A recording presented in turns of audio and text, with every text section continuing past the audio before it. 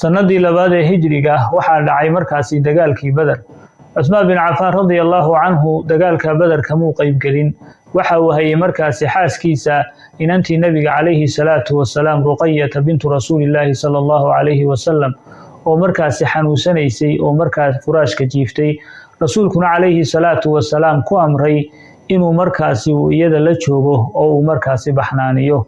haddaba si aynu u fahanno waxaa jirta markaasi shubhad ay fureen markaasi kuwii fitnada waday waqtigii dambe ee khilaafada Cusmaan radiyallahu anhu. waxyaabaha ay ku eedeyn jireen Cusmaan radiyallahu anhu waxaa kamid ahaa inaanu ka qayb gelin dagaalkii Badar. haddaba sidee ayaanu uga qayb gelin? wuxuu uga qayb geli waayay? rasuulka calayhi salaatu wasalaam dagaalka Badar intaanu gelin waxa uu maqlay safar markaasi ay Quraysh leedahay inuu markaasi soo socdo oo hanti fara badan uu sido. Abu Sufyaanna uu markaasi hogaaminayo. kadibna rasuulka calayhi salaatu wasalaam wuxuu go'aansaday maadaama ay muslimiintii dhibeen gaaladaasi Quraysheed oo xoolahoodii ay xoog ku qaateen in safarkoodaasi uu dhexda u galo oo rasuulku calayhi salaatu wasalaam qaniimadaasi ka soo qaato.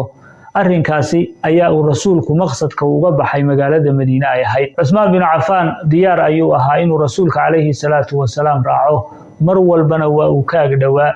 laakiin inantii rasuulka calayhi salaatu wasalaam Ruqayyah bintu rasuulillahi sallallahu alayhi wasallam oo xanuunsanaysay oo weliba xanuun xoog uu hayay oo ay furaashka jiiftay ayaa uu rasuulku kula dardaarmay inuu markaasi la joogo oo uu markaasi baxnaaniyo. sidaasi ayay saxaabadu ku baxeen. waxaa dhacay dagaalkii Badar. ilaahayna subxaanahu wa tacaala waxa uu nasriga siiyey muslimiinta.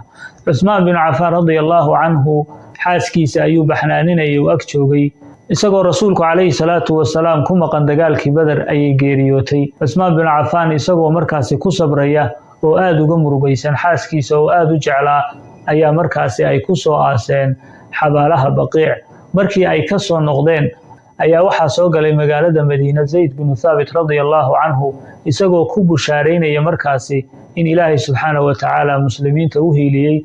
rasuulkuna calayhi salaatu wasalaam uu nabad qabo sidoo kale gaalo badanna ay soo qafaasheen.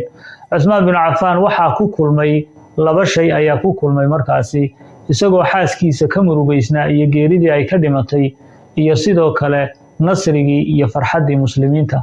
labadaasi ayaa qalbigiisa ku kulmay.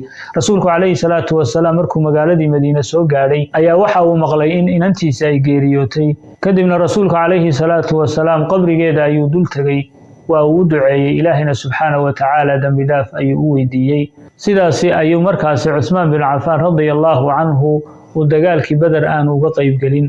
rasuulkuna calayhi salaatu wasalaam waxa uu wax ka siiyey oo Cusmaan bin Cafaan uu qaatay markaasi sidii qof ka qayb galay dagaalka Badar oo kale. rasuulkuna calayhi salaatu wasalaam wuxuu ku yidhi laka ajru rajulin shahida badran wa sahmahu. waxaad leedahay ajarka nin ka qayb galay dagaalkii Badar oo kale iyo markaasi qorigiisa ama intii uu markaasi qaniimada helayay oo kale ayaa aad leedahay.